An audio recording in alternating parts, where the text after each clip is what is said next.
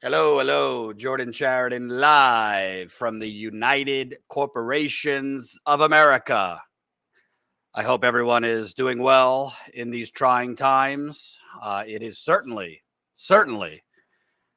trying times for me, to be honest. I'm a broken man, but could be worse.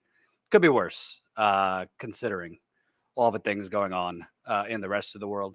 Let me wait just a minute for some more people to trickle in to this live stream.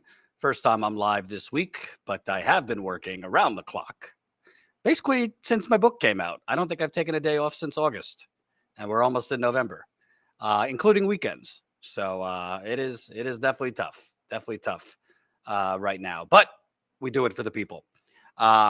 We were on the road last week.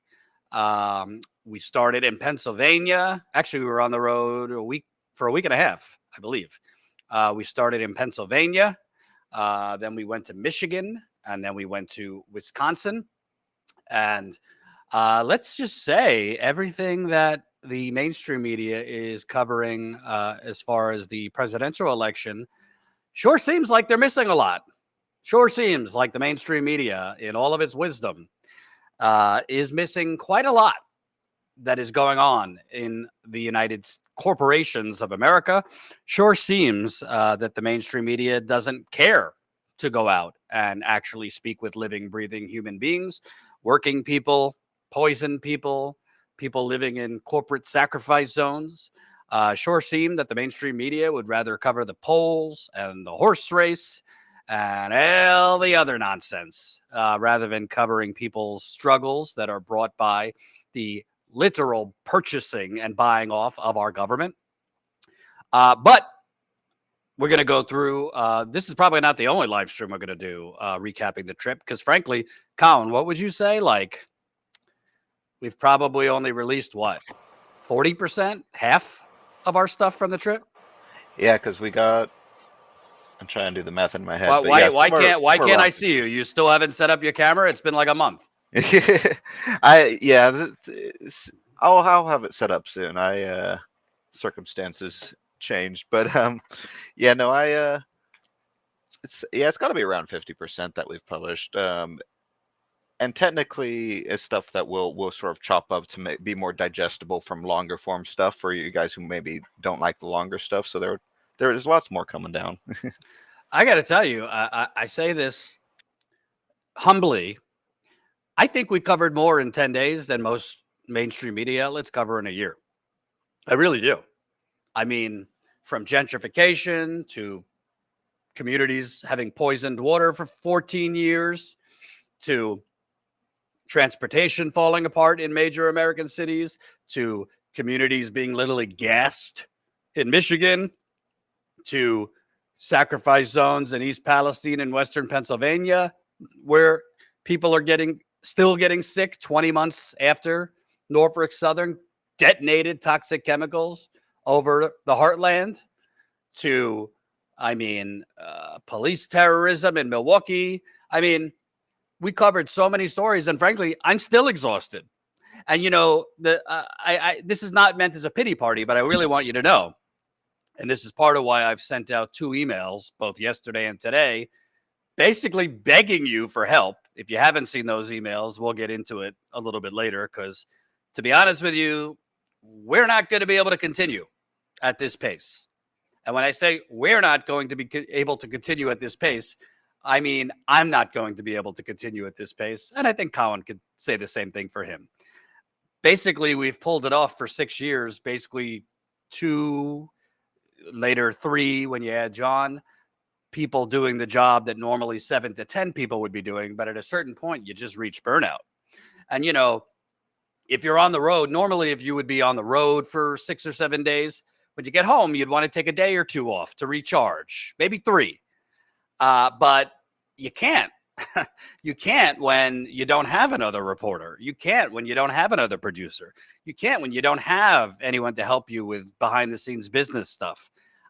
Since I've been home, I've been working 24/7 to go through the footage from the reporting trip, produce videos for the reporting trip that we could push out, deal with some behind the scenes stuff, deal with book stuff, there's so much going on, and it's just at a certain point, I got a almost 2-year-old daughter. It's just exhausting. So that's why, and I'll get to this more in depth later. That's why I sent that an email yesterday, really detailing that. I don't want to say we're in trouble in terms of like we're not going under. Status quo will exist, but there is no possible way, long term and even short term, that we are going to be able to go on the ground as much, put out as much content, because at a certain point you have to slow down for your own health and sanity. And I love you, but I've got every activist. I made the mistake of giving my number to pretty much every single activist that I come across, and God bless them, but they don't mind calling, including at 7:30 in the morning. Today I got a call at 7:30 in the morning. Some people need, I guess, boundaries from an activist. And I love activists, and I love the members of the communities we cover and meet. But I'm only one person, and when you're being submerged at all times of the day, night, weekend, because they're desperate for coverage, I get it. But again, you could only do so much as one person before you kind of break. So we're going to get into this live stream, and several others will do, and we're going to have a member campaign. I personally, when I say member, we're going to have a campaign to grow our paid membership. I personally really detest getting email after email after email after email after email after email after email from nonprofits or politicians or media outlets telling me begging me for money. That's why we have tried very hard. And Colin, I think we do a pretty good job. Most of the emails we send out, I would say, are more content than fundraising, correct? Yeah, and I would say 90 to 95% are all just letting you guys know when important stories are breaking, or when we're releasing a live of either the regular or breaking news. As it's just all news based, and then I'm sure I could pull up the actual stats, but if I had to guess, 5 to 10% are not that. Yeah, we basically try not to do too many outreaches for money, because at a certain point, your ask becomes hollow if all you're doing is asking for money. But when you actually need it, and when you actually need help, if we don't advocate for ourselves, nobody will. So the bottom line is we need to grow, and we need to grow quick. At the very least, I need to be able to hire a full-time reporter to take a load, not only to take the load off of me, but so we could grow. You can't forever and ever have one and only one person doing all the investigative stuff, doing all the on the ground stuff. And by the way, when we're on the road, it's not just the content we produce from the road, it's the leads we get for investigative reporting. So when I was on the road, I got 3 different leads for 3 different investigative stories, including one that I had to go through audio today. That is pretty damning about the EPA and the cover-up of the chemical detonation, Norfolk Southern's chemical detonation of East Palestine. So it's not only that you go on the road and you do the content and then you're done. You get leads from the people in those. Most of the stuff I've broken on Flint was based on stuff I uncovered on the ground, and then when I got home, pursued after the fact. So there's more things to do than just when you're on the road. There's the investigative follow-up after, based on what you uncover when you're on the road, if that makes sense. So at the end of the day, yeah, I mean, listen, there was 3 options when we started this. One option was to basically look for a massive investor, which was kind of hard to do because when we started this, if you don't recall, I was kind of smeared. So that wasn't easy to get a large investor at the time. But there's basically 3 options. One, get as big as an investor you could get, or get corporate funding and then water down your content and be a slightly edgier version of MSNBC. That exists out there, and some of the outlets that are like that. I didn't want to do that. I didn't want to be beholden to corporate funding, even though we would have been able to hire more people, even though my workload and Colin's workload would have been less.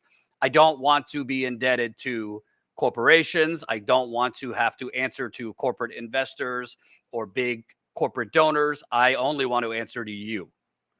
Then the second option was do it from the ground up, grassroots. We started with a very small investment of $50,000, which was nothing. It basically got us equipment and brought on Ty at the time, my cameraman at the time, and we spent it very quickly. I mean, just the equipment alone probably cost us 30 grand at the time. The cameras, the live view, all that, microphones. But then we did a GoFundMe, but it wasn't like you do a GoFundMe and you just sit on it. We were doing the GoFundMe in real time and spending the money on reporting on the ground, equipment, freelancers, etc. So the money, we didn't go through it quickly, but we went through it over time because we were going on the ground in so many places, and you saw that in real time.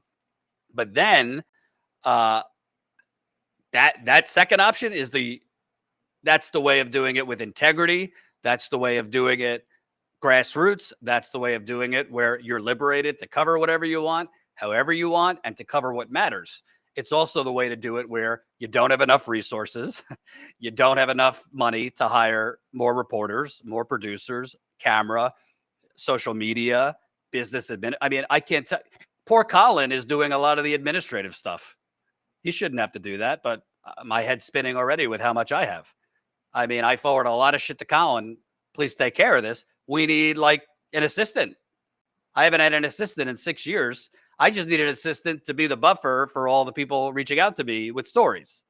So I didn't start this live stream with the intent to complain. This is not to complain. This is to tell you, we need your help. And when I say we need your help, what I mean, even if you're already a paying member, we need you to start spreading the word. We need you to recruit for us.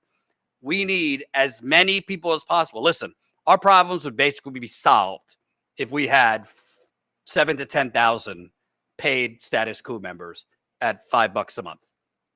If we could get 7,000 to 10,000 paid Status Coup members at with a mixture of $5 a month and $10 a month, then I could hire several people, and then we not only could expand, but I can do this for the much longer term. Alas, we haven't been able to get that. We've had, and this is not to guilt people that want to support us but can't financially. If you don't have an extra $5 a month to support us financially, then it is what it is. And I don't want to make your situation any harder. But if you're watching, especially after I'm going to show you the clips that and the reporting we did, and if you do have that money, but you're just, for whatever reason, not doing it, it's time to get off the fence and sign up. Because the days of, if you want free corporate propaganda, then there is free corporate propaganda out there. If you want free content treating politics like it's a massive sporting event, then that's out there. So if you want just politics as sport, that's out there. If you want propaganda out there that basically covers two stories on a loop and they're not even real stories, it's just bullshit that politicians feed to reporters and reporters then deliver it as news, that exists. But if you want in the trenches, on the ground, investigative, tenacious, justice journalism, then I need you to support us financially. And before we go into my trip, I will also tell you, for the election, again, costs money, we will be coast to coast. I will be in Pennsylvania, election night, and Tina Desiree Berg will be on the ground in Nevada on the West Coast. Two critical swing states. Who knows which states are going to ultimately decide the election, but we will be bi-coastal across the country. Not just election night. We'll probably get there a day or two before. So I'll be on the ground live from Pennsylvania, and then we're going to switch over to Tina in Nevada. Right now, I'm not even going to get into political predictions because who the hell knows? The polls are all over the place. There's a lot of people saying doom and gloom for Harris, but also the polls are incredibly close.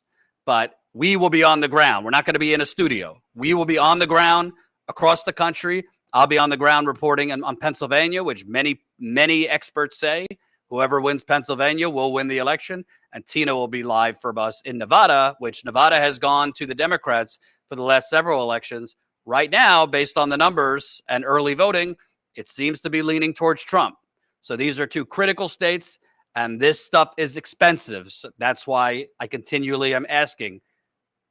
We don't talk the talk, we walk the walk. Actions speak louder than words, and we are all over this country. Did you see many other mainstream or independent outlets that covered 3 states in 10 days in depth, covering stories of poisoned Americans, covering sacrifice zones, covering poisoned water, covering economic terrorism, i.e. gentrification?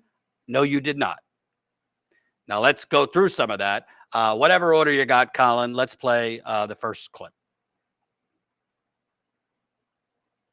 And I wonder, just for you two, psychologically, you've probably been canvassing and busting your butt for the last 20, 30 years for Democrats. Yes. So yes. It must be kind of like... It's so disappointing. It's like, wow, we've been floating out there for somebody just to find out all these details and information that we didn't have at hand before. And so now that we had this information, you got to stand back and say, wow, our community is not growing, it's not surviving, it's not thriving, it's swindling, it's impoverished, it's crime-ridden, it's not represented. Everywhere I go, whether it's Detroit, Flint, Cleveland, all these cities, the same pattern is there's like 5 to 10 blocks that are amazing and beautiful. Bars, restaurants, cultural centers, sporting stadiums. And then you drive like 10 minutes down the road and it looks like a third world country in some parts. You can go to Grosse Pointe. I live 2 blocks from Grosse Pointe.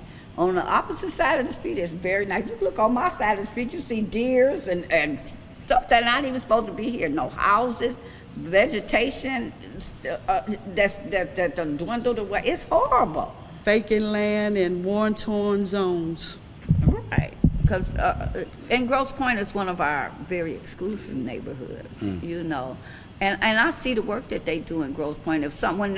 When our basement's flooded.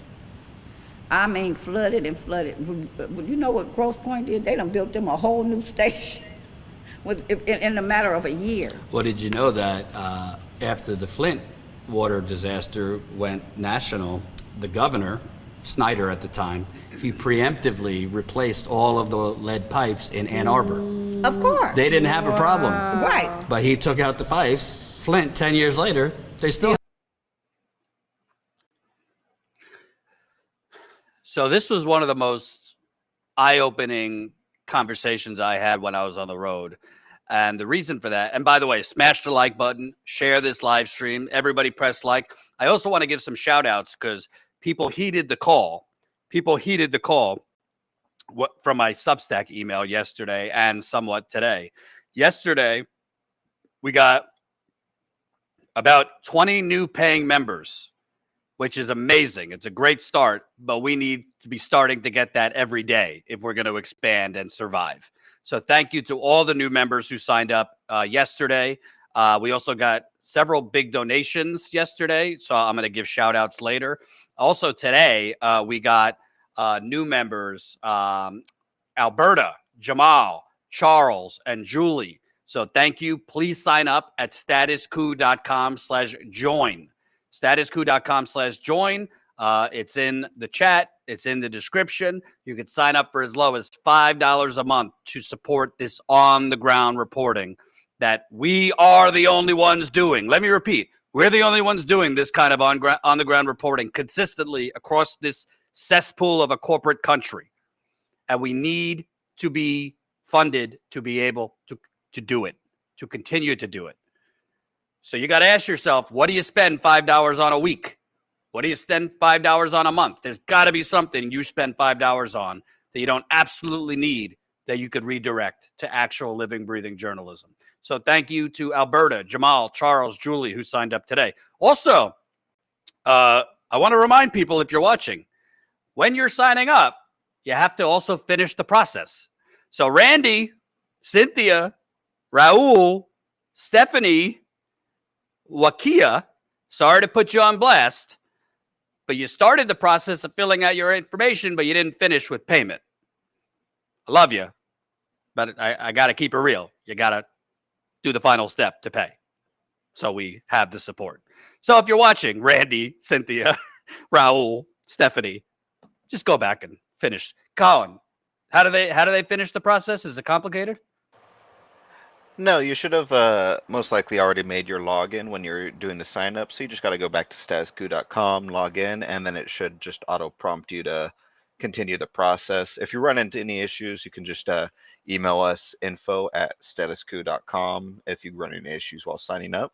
And because if you don't fully sign up outside of the support, you also won't get the automatic emails for when we do the members calls with Jordan, as well as member videos, which there's I believe 3 or 4 from the trip Jordan's covering right now. So if you're a member, just go to the website, log in, and go to the member section to watch them. And the best way to describe it is when I look at my phone and I see members signing up, but then I see the red color.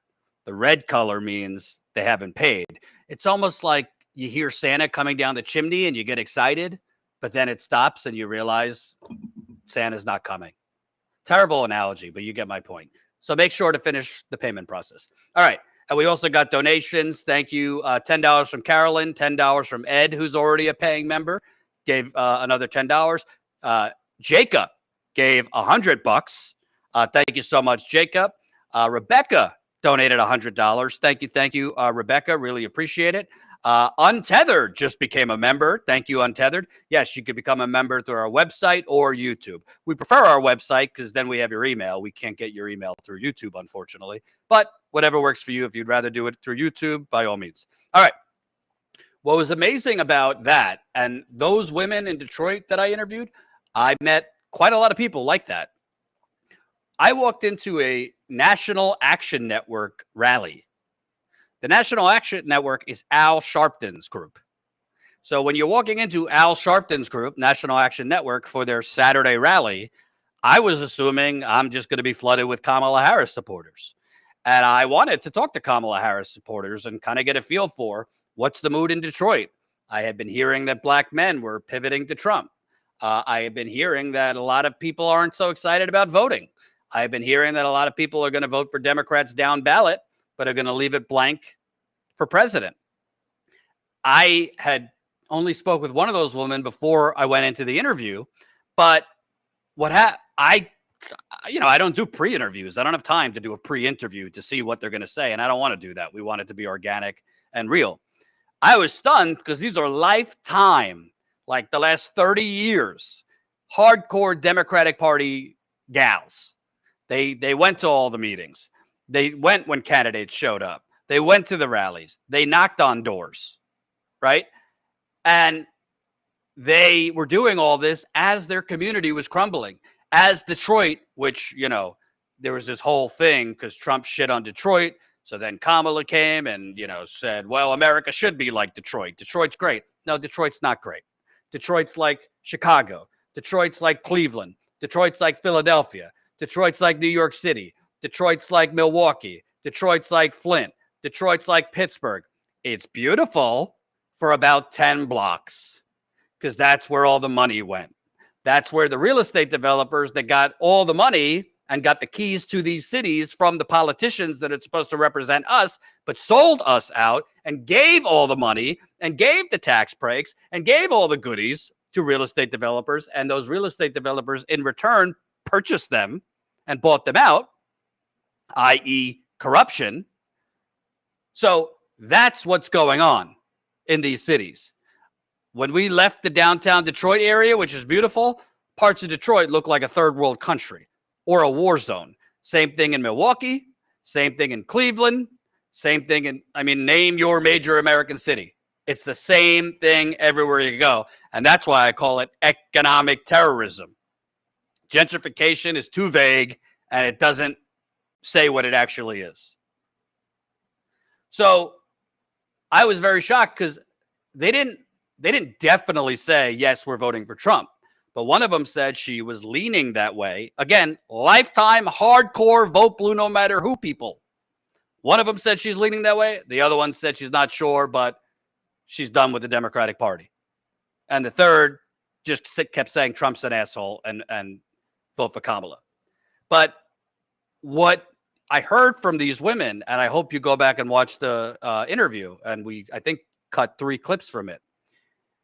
After a while, 5 years, 10 years, 15 years, 20, when you keep hearing the same fucking thing over and over and over, I don't care if you're a man, a woman, older, younger, if you keep hearing the same shit from a political party, if it's always excuses why we can't provide, health care or affordable housing or education, if it's always, but the other side, if it's always, but the other side's extreme, but the other side's fascist. Meanwhile, you can no longer go to the downtown area. You can no longer afford to go eat at those restaurants. You can no longer afford to go to those bars. You can't even sniff the high-rise luxury apartments there, let alone afford to live in one. Well, then you're seeing your local taxes are going up, and at the same time your taxes are going up. Your politicians that in these cities are largely Democrat are giving tax cuts and subsidies and corporate welfare to real estate developers and big corporations. Well, like that woman said, I'm so disappointed. Exhaustion kicks in. Frustration kicks in. Disgust kicks in, which then either becomes, I'm just not going to vote for president, or I'm going to vote for every other category, but leave president blank. Or even in extreme cases, as a protest vote, as a revolt vote, I'm going to vote for Trump because I'm disgusted with the broken promises from the Democratic Party. And I'm here to tell you, Trump's not going to do anything for these people or anyone. Sorry if you're a Trump supporter. Got to give you the hard medicine. He's not going to do anything for you. He's not going to do anything to reverse gentrification. He's not going to do anything to make housing more affordable. He's not going to do anything to provide better health care. He's probably going to try to cut the crappy health care we already have. Maybe we'll have less wars, but I don't even know about that. He's going to give tax cuts to wealthy people like him. That's what he's going to do. But the Democrats have been in power in these local communities for so long that their disgust with the local and state level Democratic Party and the broken promises from the Obamas of the world and the Bidens of the world, it is all then being projected onto Kamala Harris. So it's not even necessarily Kamala Harris's fault, even though she's not really running on anything. It seems like she's just running Hillary Clinton's campaign. Again, whoever thinks that's a good idea, I'd love to talk to them. Kamala Harris is more aggressively going after Republicans than Hillary Clinton did, and Hillary Clinton was aggressively going after Republicans. Maybe her campaign knows something I don't, or we don't. Or maybe her campaign realized, well, she's morally bankrupt and Biden's morally bankrupt, and they've been funding and supporting a genocide, so they're going to lose a shit ton of young people. They're going to lose the Arab American community. So to make up for those losses, we have to try and cater to Liz Cheney and Dick Cheney, which is very disgusting and morally bankrupt, but maybe they think we have no choice. Okay. But I'm telling you, I'm not going to sit here and predict, but from the people I spoke with in Michigan, more black men are Trump curious or jumping on the Trump train. And even a surprising amount of black women I met are either not sure, or the fact that they're even considering Trump should tell you something. I got a different feel in Milwaukee. Milwaukee, which also has a big black population, seems stronger for Harris. But from what I was told, there's also a sizable Arab American community in Milwaukee and young voters who are disgusted with the Gaza genocide. So it was just refreshing to talk to those people. And those are the type of women you will not see on CNN. You will not see quoted in the New York Times. That's why we go on the ground, because you could listen to wealthy, out-of-touch pundits on CNN bloviate about who's going to win, or you could go out and get a pulse. All right. Smash the like button, share this live stream, keep it coming, keep signing up as a member. I will give shout outs as we go for new members who sign up. I really, really appreciate all the folks who have signed up yesterday and today, but we need more. We need to grow by thousands of paid members over the next few months. It's as simple as that. Thousands of paid members. So if you're not yet a paid member and you can support us to fund this on-the-ground journalism, sign up, statuscoup.com/join. All right, let's play the next one. most of the national media, when they talk about Michigan, they're focused on the Arab American vote, Black male vote. black male vote. Not that you speak for black men, but Well, a lot of black males I talked to get in my cab is voting for Trump. and what's their reasons they give you? He's a felon, and he released a lot of people, and his name was on the check that they got. Real simplistic. You can't argue with them. You can't change their thought pattern. That name was on the check, and he's a felon, and he released felons. So the fact that Trump's been convicted, they see They like that. Huh. Interesting. And do you feel like a lot of black men in the city also are pretty frustrated with the Democrats too? They are. They are. Yeah. They are. Young black men. Older ones, not so much, but younger ones, yes. So do you think if Trump wins Michigan, that could be a big part of the reason, the black male vote? Black male, and some people may be sitting at home and don't want to vote at all. You know what? And for me, I'm doing it voting. So I used to give out free rides, put a lot of posts on my social media, do a lot of, this year I'm not motivated to vote, but I am informed. I was homeschooled. My mother did a lot of African-American history, she was a registered nurse for 35 years. She's in a nursing home now, but I digress. Our ancestors as black people died for the right to vote. So even if I vote for everything other than president, I'm going to vote. I'm going to check that box off, and I'm going. So that was actually Brother Michael Harrington, and he is basically the top activist in Detroit on the transportation issue. Because in Detroit, a major American city, boy, they've had tens of millions of dollars, maybe hundreds of millions of dollars to beautify downtown and give real estate developers massive tax breaks, but they can't run the buses on time, which is a big problem if you work for a living and will get fired if you're late to work too many times, or you have to go pick up your kids from daycare, because the majority of people who take the bus in Detroit are low-income black people. So we talked about that. That's one of the videos. But what he said there, I found very interesting. And I don't want to generalize, because it's not like, black men only like him because he's a felon. I mean, that's, I think, a caricature. Maybe some people that went in his cab said that, but obviously all black people or all felons wouldn't think like that or like someone because they were a felon.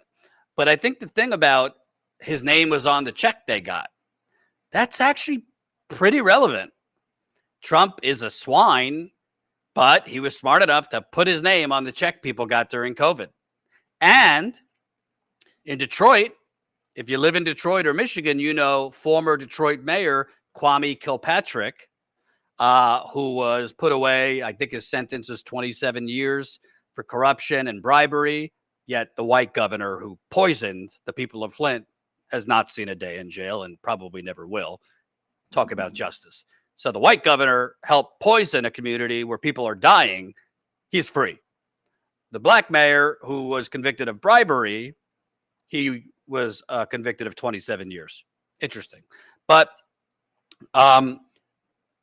people like as Trump commuted former Mayor Kwame Kilpatrick's sentence, thus allowing him out of prison. So people remember that, particularly black men in Detroit. And like he said, there is a generational divide. So more older African Americans tend to still stick with the Democratic Party. But there's a lot more young African Americans and young voters of all colors, under 40, I would say, that don't have that generational loyalty to the Democratic Party and are sick of the Democratic Party and are sick of their massive college student loans and are sick of watching innocent children have their limbs blown off in Gaza and are sick of their cities falling apart, other than those beautiful 10 blocks. So I thought that was a very powerful clip, and you should definitely check that out, especially the interview we did on Detroit transportation, because it's just amazing. They literally, Detroit's buses are running, their percentage of on time is one of the lowest in America, yet there's enough money to beautify downtown. There's enough money for real estate developers. There's enough money for, go ahead. I have that clip if you want to play it. Yeah, let's do it.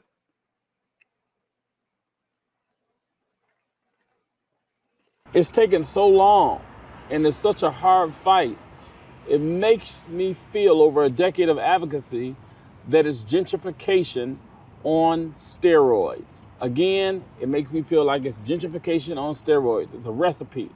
And it's a big part of the recipe to keep public transportation inadequate, to make people feel uncomfortable, or to make people feel like they're better off going to the suburbs or better off going to another state, and then you buy the land up cheap. You know, we're like right down the block from some beautiful blocks, restaurants, bars, all the investments been put in downtown, i.e. gentrification. You would think the city would have the resources to run the buses on time. That's a major issue because so many people don't have transportation, or, you know, it's easier for them to take the bus. What is the city's excuse for a D, basically, rating? They're not fighting hard enough. And again, it's gentrification. So it's almost blatant, but them not being aggressive, creative, forceful, abrasive, because it's a huge problem. And because they're not doing that, it's a sign that it's gentrification on steroids. Is that queue line that's bringing folks from the suburbs to sporting events? No, it doesn't come from the suburbs. It's only, they spent $300 million for maybe 3 miles or 2 miles of track. So starting off in like Midtown and the New Center area, it starts at the Boulevard and Woodward and just goes downtown. That's it. It seems to me that would be taking, you know, whiter, wealthier people to games. That's right. And it's free. It's free. But these buses, that need it. This is a majority black city, so you have a lot of poor black people living paycheck to paycheck. They got to pay for it, and it's not on time, and it's malfunctioning. There you go. You summed it all. First of all, let's just be clear. This is why Status Coup exists. This is why it is crucial that you support us financially, because CNN does not care to cover this, and they won't cover it. They will just continue pretending the economy is great, the stock market's roaring, GDP is up, the economic indicators are great. They're not going to go out and cover what I just covered because it's not sexy, or they don't think it won't push the narrative. But this is what's happening in reality, and it ain't only in Detroit. He just told you, they literally created 3 miles of track and a bus that is free for white folks to go to the sporting event. Who benefits from the sports? The team owner, real estate developers, corporations near the sporting event, the city, the NFL, cable broadcasters who get massive money for carrying NFL games. So those buses are free to bring generally wealthier white people, or comfortable white people, because a lot of low-income people can't afford to go to sporting events anymore. Tickets are so expensive.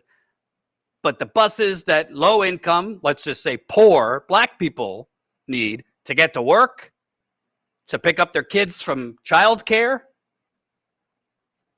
you got to pay money for that. And they only show up on time 65% of the time.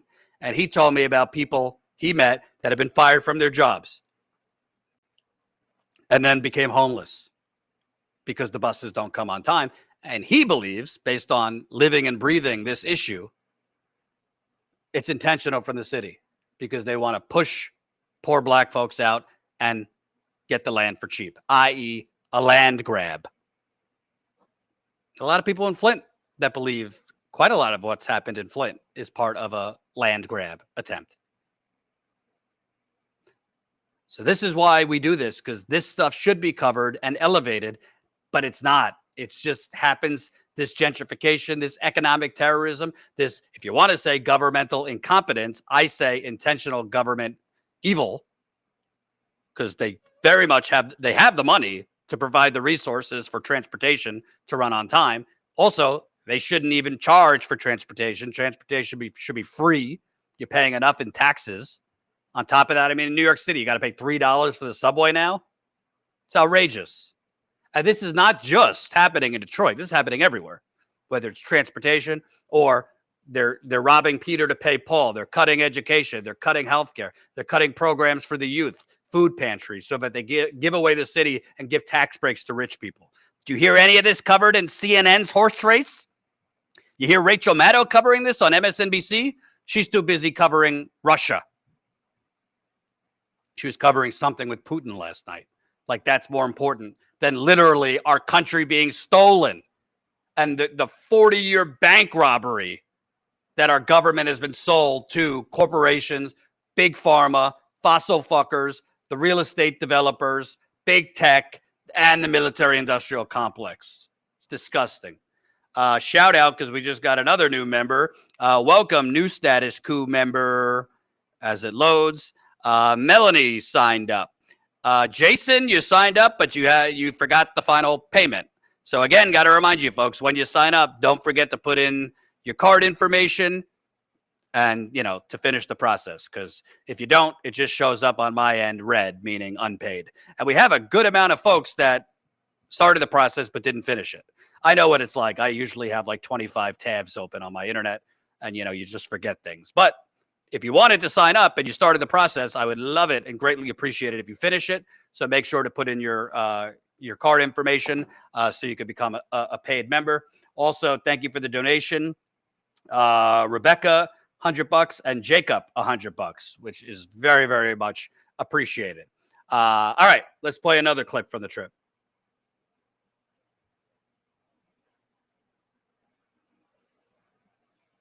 It's strange. Now, Vice President Harris, you come to Wisconsin, you go to basically the white areas, in which I understand that. I'm not an idiot. I know you got to have those votes, and you have got to prove to these people that you're the type of Negro that will be in favor of what they want. And this is not condemnation upon all white people, but I'm simply saying when I see this lady running for vice president and she tells a black interviewer that is she going to do anything that would be for black people only? No. She said that. I saw that. And so I'm saying, well, then if I was going to vote for you, you just changed my damn mind. They were discussing reparations. And of course, here again, and I know I flipped a little bit, but here again, you approached them about reparations, the Democrats. Now, we know you're not going to go to the Republicans about that. That's bullshit. They don't want to hear that. But you would think that the Democratic Party by now would have solved that issue to a point that they could talk about it. They can't even talk about it. Well, we're going to, now, we're going to have a commission, and then we're going to get a committee, and all these black people in Milwaukee who she don't even care to visit. She won't go over to the 53206, the worst zip code probably in the nation. I worked there for 8 years. Poverty, I had never seen poverty like that in my life. He was just there 2 hours ago. Yeah. It's pretty bad. Over there on Burl Eye, Chambers, all of that. All of that is just, man, homelessness. And then you got people just walking around lost. But she don't care to go there. Democrats don't go there. 82-year-old Green Party candidate who is running in Wisconsin. And you know what? I said, yeah, some people will get mad at me. Jordan, you're helping Trump. But I said, I don't want to just interview Harris people or Trump people to put out talking points. I want to interview the people that are going to tell the truth, that they're both crooks. And this guy's story was incredible. I wish we had more time, but he had to end the interview because he had to do a Zoom call. But just an incredible story. And he knew the local community. And he was telling me about Milwaukee, which will be pivotal, by the way, in the election. Part of why Hillary Clinton lost Milwaukee in 2016 was she lost Wisconsin in 2016 was she underperformed in Milwaukee among black voters.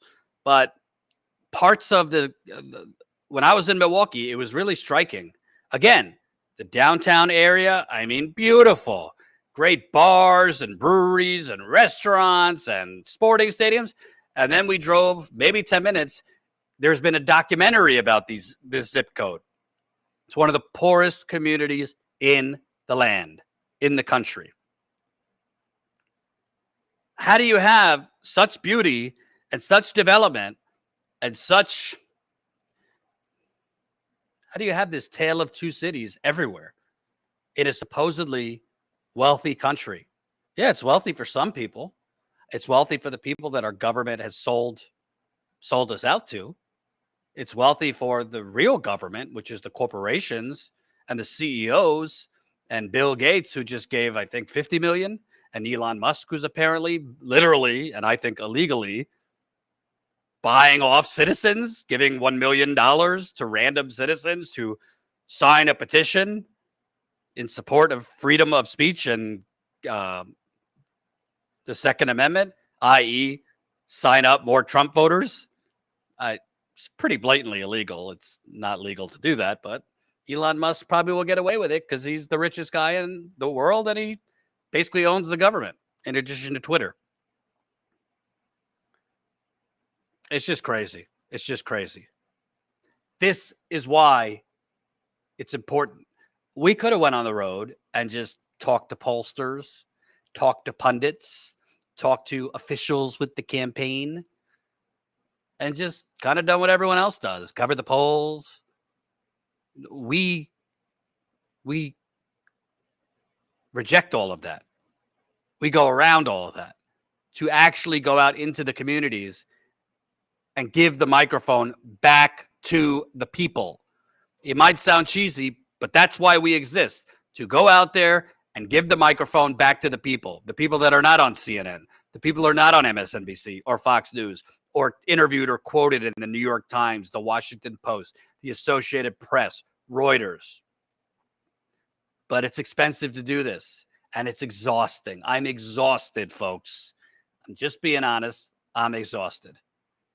I really can't get days off because I don't mean this in a cocky way, but it's just a reality.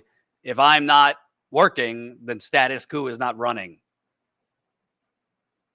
Even when I sign off in a little bit, I have 3 more things to do tonight. Not to mention, I told you I have a recording from East Palestine that is pretty damning from the EPA that I have to now listen to and transcribe. So again, what are you waiting for? If you can support us, $5 a month, that's 16 cents a day. If you can support us, what are you waiting for? It's on the screen, statuscoup.com/join. Again, we were just on the road.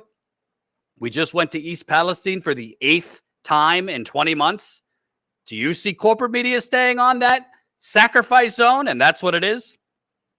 We just went to Kalamazoo, Michigan for the 2nd time to cover a corporation, a multi-billion-dollar corporation, literally gassing a poor black community. Colin, play that clip.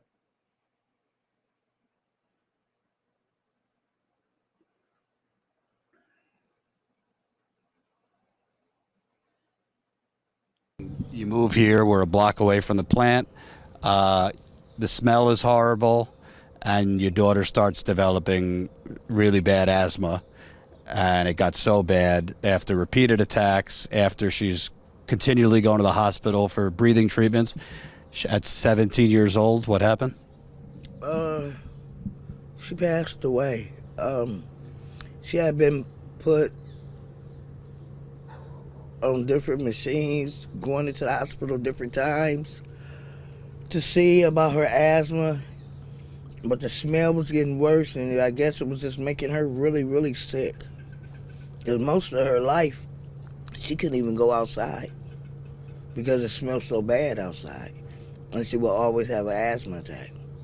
So the doctor told me that she was allergic to whatever was going on in the air. And she had a severe attack that they couldn't do anything. She died. Yeah, she had a severe attack. They couldn't even help her, and she just passed away. And after that, you're not only dealing with the grief from that, but your son was getting sicker and sicker too. Before you moved here, you said he was super active. Yes. Anybody know Berg, the boss, DeAndre? You couldn't stop him from going outside. He played football, he ran track, he played basketball. He was with all the neighborhood kids. They was just everywhere doing everything. He was taking trips, all kind of stuff. And then we moved over here and it just got really, really, really, really, really, really, really bad. This is when he passed out. And it was getting so bad that I remember seeing pictures. He was on oxygen. Wasn't he on life support for a while? He was on life support. He was on 24-hour oxygen. He had to take asthma treatments, about 4 or 5 of them a day. My son went through a lot before he passed away from here. And the smell is just so horrific. And it got a lot worse around 2022 because the plant expanded with the help, by the way, of Democratic Governor Gretchen Whitmer. Her administration approved a bond deal for over $100 million that allowed the multi-billion-dollar packaging company emit a whole lot more toxic gas. So around 2022, you notice it's getting a lot worse, and you're smelling it, you're seeing it pretty much all the time. Yes, sir, 24 hours a day. And it smells really bad. It smells like dead bodies, like poison. Like, I mean, I really just don't understand how you can see this stuff is killing us and nobody's willing to do anything. I have lost 2 kids from this. And it's like, don't nobody even really care. And your son, he was on life support. He passed in January. How old was he? My son was 32 years old. He passed January 24. I done lost 2 kids now, and I just feel numb inside. A lot of people tell me, you're a strong woman. But every day, y'all just don't know how bad I really want to give up. To lose 2 kids, a mother should never have to lose 2 kids like this.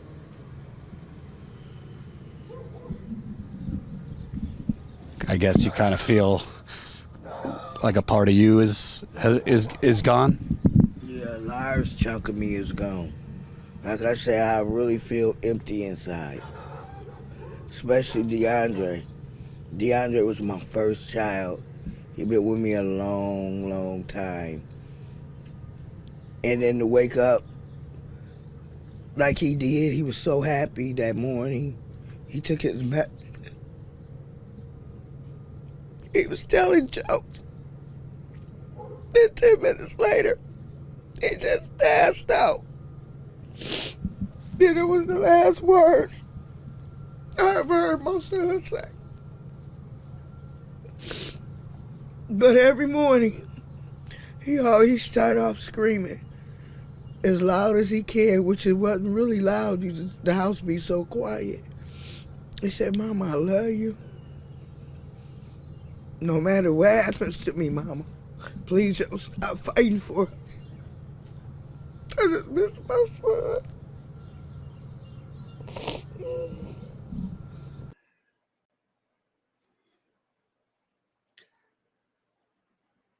Why is this happening?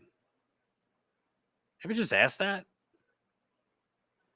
How is it that a massive multi-billion-dollar packaging company, it's called Graphic Packaging, billions of dollars in profits, can literally release toxic gas at levels that people cannot leave their homes? It smells so bad in this neighborhood. Just happens to be poor and black. Go figure. That before Deanne and her 2 kids that died as a result of this, before they moved there, they were healthy. They moved there. Her daughter developed such severe asthma from this plant gassing the community which, by the way, Democratic darling, media darling Governor Gretchen Whitmer helped the plant expand. She gave them tax breaks. Her administration approved a $125 million bond deal. How is that even legal? How is it allowed? And the worst part, and by the way, her son died in January. He was on oxygen, 24/7 oxygen in the last part of his life. First time we went there, Colin got sick from that plant. I got sick, and that was a block away. We were a block away standing there, and we still got sick. Colin, what did you have, a headache for a week?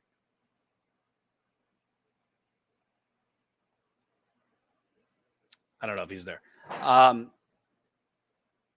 It's just, the first time I went, her son was still alive. A year later, her son's dead. And the Michigan Health Department, the same health department that covered up the poisoning of Flint, they did a study. They delayed it for 3 years. They delayed it for 3 years that found they are releasing toxic levels of gas. So you would think, all right, if they're releasing toxic levels of gas, the government's going to shut the plant down, right? Well, you'd be mistaken. Instead of shutting the plant down, they told the residents, this was the advice, and this is not an Onion headline. This is what they told the residents. This is what they told Deanne. This is what they told her son before the company killed him with their gas. If it's really bad on a particular day, stay inside, i.e., stay a corporate prisoner. Stay a prisoner because we won't shut down the plant because we are too corrupt and too purchased by the plant, because the plant gives us money and the plant gives to the local college and the plant gives to food pantries and the plant spreads its money around for good deeds and philanthropy and provides a lot of jobs, which, by the way, they're killing their own employees because employees are very sick and employees have got cancer working there. But we'll just look away and make the poor black community, and by the way, now the white community, because since the plant has expanded in 2022, because the governor allowed them to release more toxic gas and help them by approving a $125 million bond deal for a $1 billion company that didn't need their help. Now the gas is spreading to the white community. We'll have an interview with white folks coming out in a few days because we interviewed other people there too. By the way, we did this all in 10 days. Everything you're seeing was only done in 10 days with driving 650 miles there and back. We drove 1,200 miles in 10 days while doing 15 to 20 interviews, just me and John. I didn't have anyone to help me produce. I didn't have anyone to help me book the guests. I didn't have anyone. Well, I did, logistics have a little help, but no production help, no booking help, no research help. Literally, I'm in one interview, I'm getting texted calls to set up another interview. This is all stuff that normal outlets have 6 to 10 people working on, a staff of 6 to 10 people. We did it with me and a cameraman and Colin behind the scenes. Imagine what we could do with real money. Imagine how much we could cover with real money. Imagine how much we could break, the kind of stories we could break, the kind of stories we could cover, the kind of communities we could give voice to if we actually had funding to hire more people. Well, you don't have to imagine because you could make it happen. All I just need thousands of peoples. I need thousands of peoples to contribute $5 to $10 a month. That's it. If you give me $5 to $10 a month, I can make it go far. So for those of you that are on the fence, why is this not an election issue? Why is the Democratic Party not talking about that? I know why the Republican Party is not talking about it. Why is the Democratic Party not talking about it? Maybe because the Democratic Party is helping it happen, is complicit.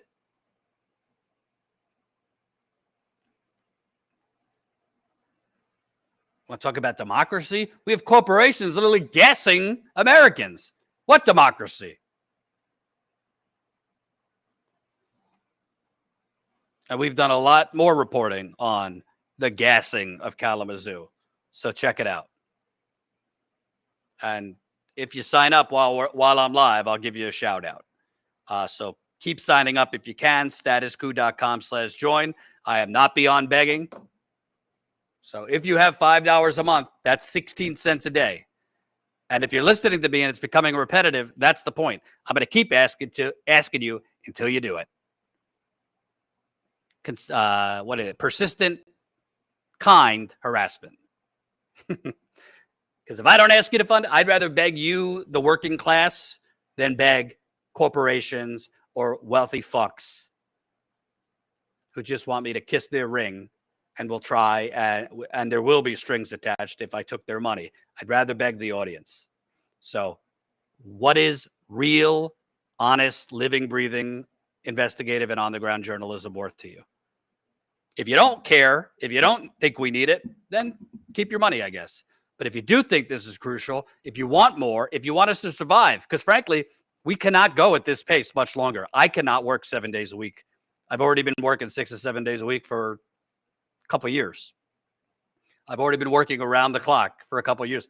I'm a hard worker, but there's only so far you could stretch it before your physical and mental health become affected. I can't text and answer calls to 20 activists every day.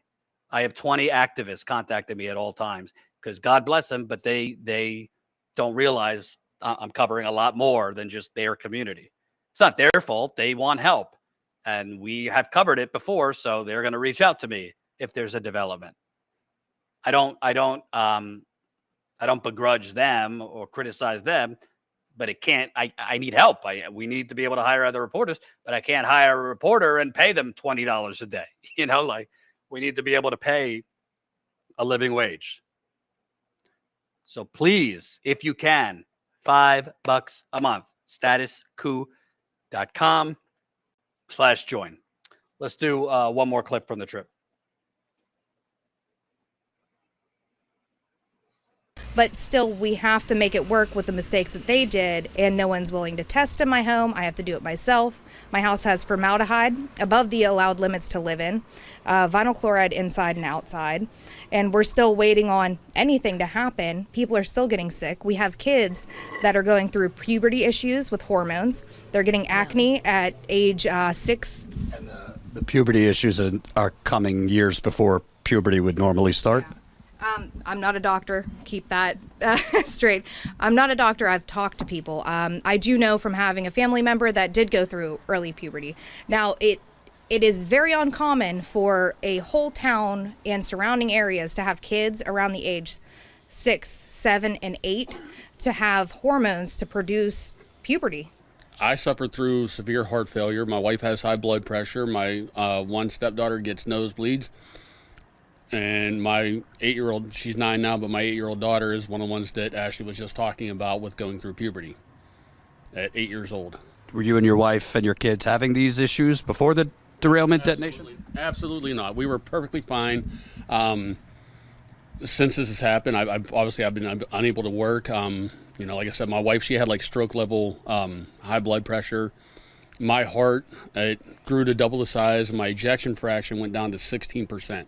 To get too personal, but you mentioned your 8-year-old daughter is now developing puberty in terms of her a cycle, or? She's had multiple. We actually just went to a doctor about a month ago or so. She actually had got an injection. She has to get every 3 months for a while just to pause it.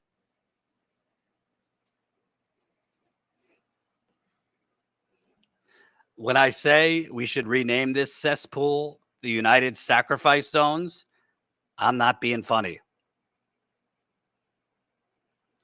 This is a town in America. When I say a town, it's more than a town. This is not just East Palestine that this unnecessary corporate chemical nuking affected. There's people sick in Western Pennsylvania. There's people sick in other states because a multi-billion-dollar railroad company criminally and unnecessarily made this area a sacrifice zone by unnecessarily detonating toxic chemicals. You can't even think of this shit in like the worst horror movie. It's about to be Halloween.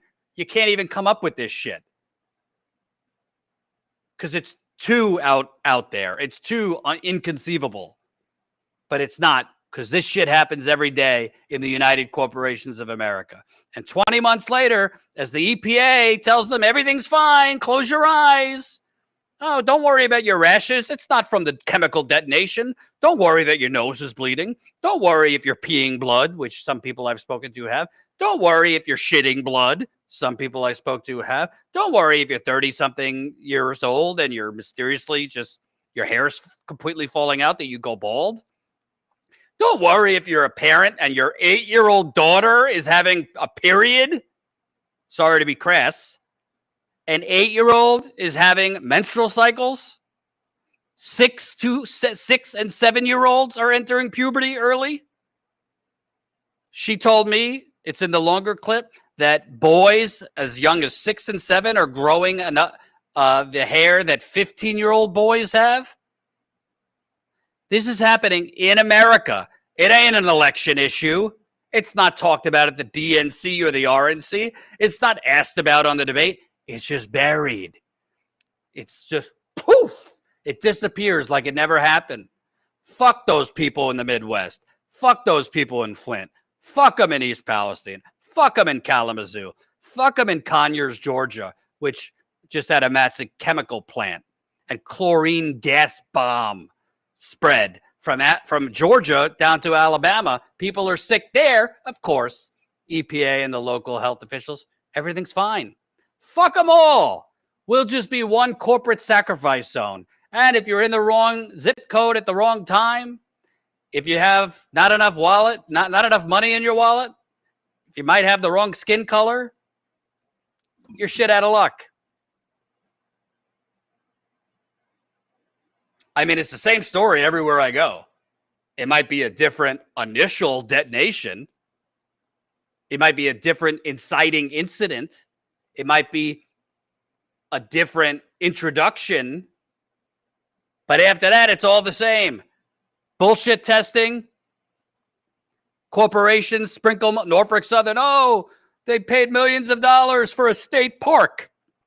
Yeah, because if you're poisoned, providing a state park is really going to do something. Or if your 8-year-old is entering puberty early and having periods early, which, by the way, stunts your growth, she might not grow beyond 4'9" now, or disabled, correct? What's a state park going to do for you? Or Norfolk Southern was kind enough to pay for an Easter egg hunt for the kids in a park that was still contaminated with the chemicals they detonated. Or they paid for a barbecue. I went down. We don't have time to play it, but watch the video. I went down to the office in East Palestine, Norfolk Southern's office, where they tried to get me out of there as quickly as possible. They said I was trespassing. Well, somebody needs to trespass on corporate America in this goddamn cesspool of a country, because they're trespassing on all of us, and they're trespassing on innocent people. These people in Flint didn't ask to be poisoned. These people in East Palestine didn't ask to be poisoned. These people in Kalamazoo aren't asked to be poisoned. And we want to sit here and talk about democracy is on the line?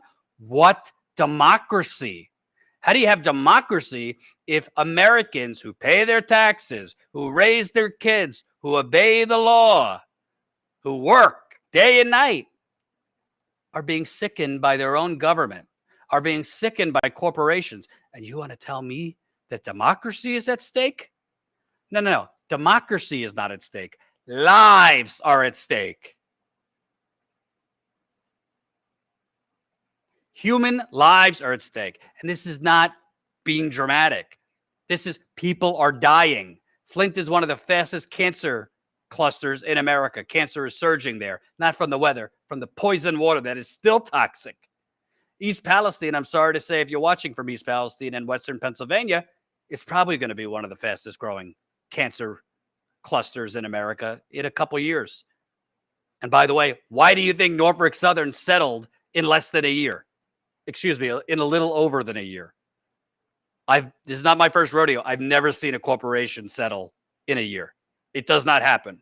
The only reason it would happen is if they know if we wait, cancer is going to skyrocket and our bill is going to skyrocket with it. So let's settle for something that sounds big. $600 million, which isn't really $600 million going to the residents of East Palestine and Pennsylvania, because $200 million is going to the lawyers who, based on my reporting, the lawyers who represent them sold them out and are corrupt. So they're only really getting $400 million. They're not getting lifetime free healthcare. They're not getting lifetime free testing. And part of the settlement, they have to give back. So if they were temporarily relocated into hotels for a couple months or a year, if you get $70,000 from the settlement, you have to then give tens of thousands of money back, whatever your hotel bill was. So really, they just gave you a loan. Norfolk Southern gave you a loan that you have to pay them back. What a deal for a multi-billion-dollar railroad company. You could lobby the government for deregulation. Then you could crash your train into a local poor small community. Then you could unnecessarily and criminally blow up the train with over 1 million pounds of cancerous chemicals, poison the whole area, and then get some of the money back. And frankly, I can't confirm it, but from what I'm hearing, a lot of the money that Norfolk Southern is giving to the community is just money they get from their insurance policy. It's not even coming out of their profits. Only in America. Only in America.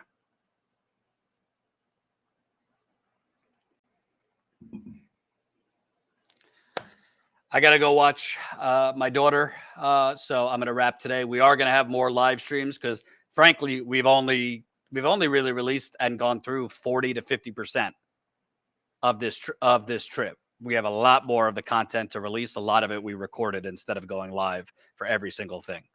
So buckle up because this is only part one. Tomorrow I'm probably going to be live on something else.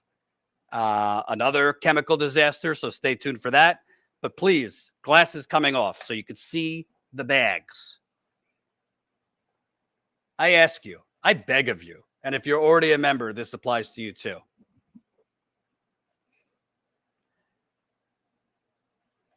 If you want to actually do something about all of this evil, and that's what it is, what we're showing you is evil, we need to wake up more people. We cannot just inform you who already know.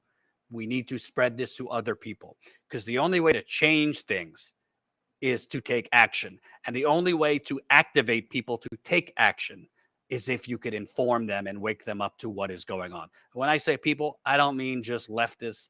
I mean everyone. I don't care if you're on the left politically, the right, libertarian, no labels. It doesn't matter. We all need air, water, and health for ourselves and our children. Most of us, no matter what your political stripes, are against government corruption. Some of us don't realize the people we're supporting are corrupt. Actually, many of us don't realize the people we're supporting are corrupt and selling us out. But the only way to change any of this is we need to wake the masses up to then take action. The only way we could continue to cover these things.